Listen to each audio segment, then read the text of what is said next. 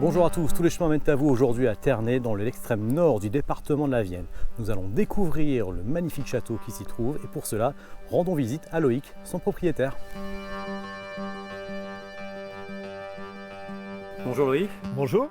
On est au nord de la Nouvelle-Aquitaine. Voilà, et effectivement limitrophe de Sèvres, Maine-et-Loire, Indre-et-Loire, et on est dans la Vienne. C'est à peu près 10 km de la ville de Loudun. Très peu connu des Poitevins. Les Poitevins ont tendance à aller plutôt vers le sud, aller chercher le soleil. Alors il est construit au XVe siècle par un chevalier amoureux qui s'appelait Bertrand de Beauvau. Et en fait, il veut faire un cadeau à son épouse.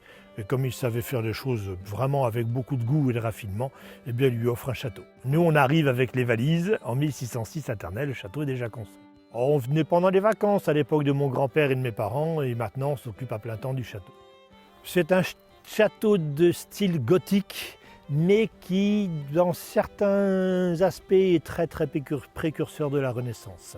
Le chevalier apparemment revient d'Italie lorsqu'il fait construire ce château. Il a acquis là-bas des notions de confort et d'architecture qui sont très intéressantes pour la France. Ternay est considéré par les castellologues comme un château de la Loire. C'est un château de la Loire. Il rassemble les caractéristiques des châteaux de la Loire, construits en tuffeau, avec les prémices de la Renaissance. Ouais. Aujourd'hui, c'est pas très grand, le parc qui est clos fait 45 hectares.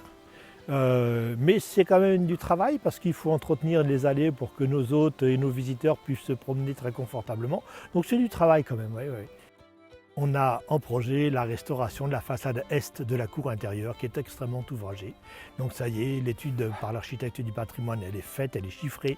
Et maintenant on attend les autorisations de travaux et le budget est bouclé. Alors c'est des travaux qui ont été retenus pour le loto du patrimoine. Donc c'est financé en partie par le loto du patrimoine, c'est financé par la DRAC et c'est financé par notre association. C'est un château intéressant parce que c'est un château qui est de transition entre la fin du Moyen-Âge et le début de la Renaissance. Et chaque petit coin a son histoire. Il y a des tas de choses à raconter sur ce château. Il y a plein d'anecdotes. C'est un château qui se visite. On fait visiter, pas toutes les pièces évidemment, parce que le château est occupé aussi par des chambres d'hôtes et d'autres activités. Mais on le visite, voilà. On montre les pièces les plus intéressantes du château en fait. Vous les emmenez? Allez, c'est parti. Alors, vous n'en profitez pas pour me frapper. Ouais. Imaginez par exemple cette tour ici. Au début des travaux, il n'y avait pas de fenêtre. C'était comme entrée. Il y a une cinquantaine de pièces. Ce n'est pas des grandes pièces parce que Ternay était un château, c'est pour lui un pied-à-terre à la campagne.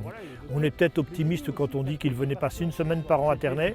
Et donc ce n'est pas un château construit pour faire des fêtes, c'est vraiment un château où il vient de temps en temps. Voilà, avec toute sa bande, il occupe à peu près 50-60 personnes débarquent à Ternay lorsqu'il est présent. Alors ici nous sommes dans le donjon, la tour principale du château. Et dans cette tour, à tous les étages, c'était des salles de garde. À l'origine, dans celle-ci, il y avait sous ces deux ouvertures quelques marches pour donner l'accès direct au chemin de ronde crénelé qu'on aperçoit à l'extérieur. Alors ici, la loggia. Donc il faut imaginer cette salle au XVe siècle, mais sans ses vitraux. Les trois ouvertures donnant vue sur la cour, mais aussi sur la plaine devant le château. Alors la chapelle du château est toute petite.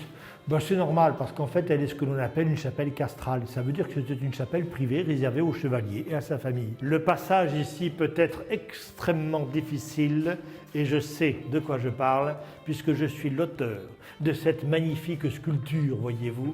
Et c'est depuis ce jour-là que je suis complètement fêlé. Vous faites une visite toujours très humoristique, un peu sur un ton décalé. Oh oui, il ne faut pas se prendre trop au sérieux. Voilà, puis de toute façon ça maintient l'attention de nos visiteurs et c'est beaucoup plus sympathique. Je pense aussi bien pour eux que pour moi d'ailleurs. C'est beaucoup plus décontracté. Je vais vous emmener dans un petit coin. Qui vient troubler la tranquillité de mon châtelet de Ternay? À moi, Bertrand de Beauvau, sénéchal d'Anjou. Je l'avais reconnu. Allez, entrez. C'est une façon un petit peu originale qu'on a créée pendant le premier confinement et qui permet effectivement d'une part de découvrir ce monde souterrain, mais aussi de s'initier à un art qui a été complètement oublié en France, qui s'appelle l'art héraldique, c'est l'art des blasons. Et donc les personnes doivent retrouver l'identité de leur chevalier, mais à partir de la description de leur blason. Donc c'est tout un cheminement. Normalement, on fait en sorte qu'ils s'en sortent. De toute façon, s'ils ne se trouvent pas la bonne réponse, je l'ai dit, ils sont punis sévèrement. Vous avez réussi, bravo. Vous avez tous gagné, vous avez droit à la petite récompense. Là, vous avez du coup. On voit les fossiles. Voilà. ça me fait de tandis que les pierres ne font pas. Merci beaucoup. Bon, j'espère que vous aurez passé un bon petit moment à Ternay. Très sincèrement, oui. Franchement. Merci beaucoup, c'était un plaisir de vous accueillir et puis je souhaite qu'on verra beaucoup de visiteurs à Ternay. En tout cas, on adore faire visiter la maison, c'est une maison qui est vraiment très agréable à montrer. Alors si vous aussi vous avez envie de découvrir Ternay et son château, allez sur le site internet Château de Ternay. Loïc vous accueillera avec grand plaisir pour une de ses visites. Moi, je vous retrouve très bientôt pour de nouvelles découvertes dans notre belle région de Nouvelle-Aquitaine.